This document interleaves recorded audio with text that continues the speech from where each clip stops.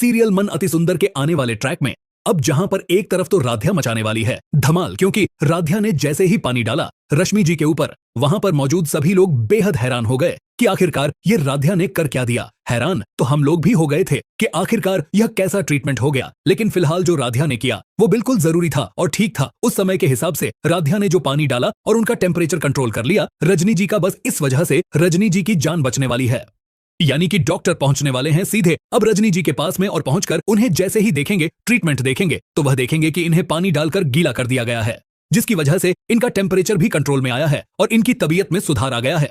यही बोलेंगे अब डॉक्टर कि जैसे ही राध्या को वहां से बाहर निकाला जाएगा डांट कर और यह कहा जाएगा कि सॉरी डॉक्टर साहब, इस लड़की ने गलती से पानी डाल दिया है। वहीं पर डॉक्टर बोलेंगे कि इस लड़की के पानी डालने की वजह से ही इनकी जान बची है। फिलहाल देखना काफी दिलचस्प होगा, क्योंकि राध्या ने एक बार फिर से कमाल कर दिया और यह दिखा दिया कि उसकी नीयत और उसका मन इतना साफ है, इतना सुंदर है, जिस वजह से अब उसने जो भी करती है वह सब कुछ सही ही हो जाता है। वहीं पर दूसरी तरफ अब निहारिका का यह प्लान भी फिर से फ्लॉप हो गया, लेकिन यह देखना काफी दिलचस्प होने वाला है, क्योंकि अब दादी और निहारिका कुछ भी नहीं कर पा रहे हैं। इनफैक्ट अब सच्चाई का पता लगाने की राध्या भी कोशिश करेगी कि यह टेम्परेचर आखिरकार हुआ कैसे था, यहां पर इतना हाई टेम्परेचर कैसे हुआ।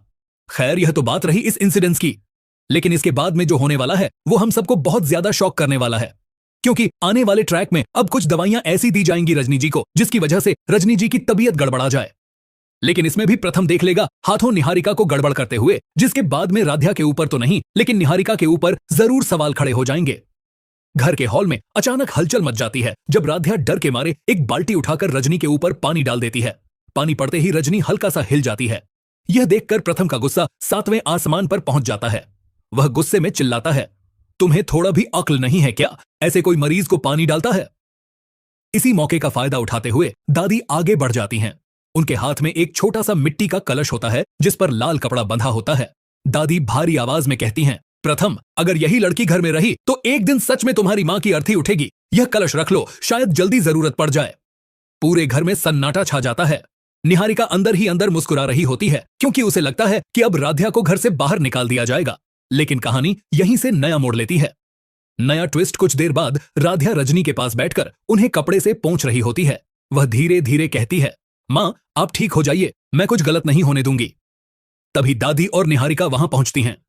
निहारिका जानबूझकर एक बोतल उठाती है और दिखावे के लिए कहती है, राध्या देखो क्या कर दिया तुमने, मां को नुकसान पहुंचाने का प्लान था क्या?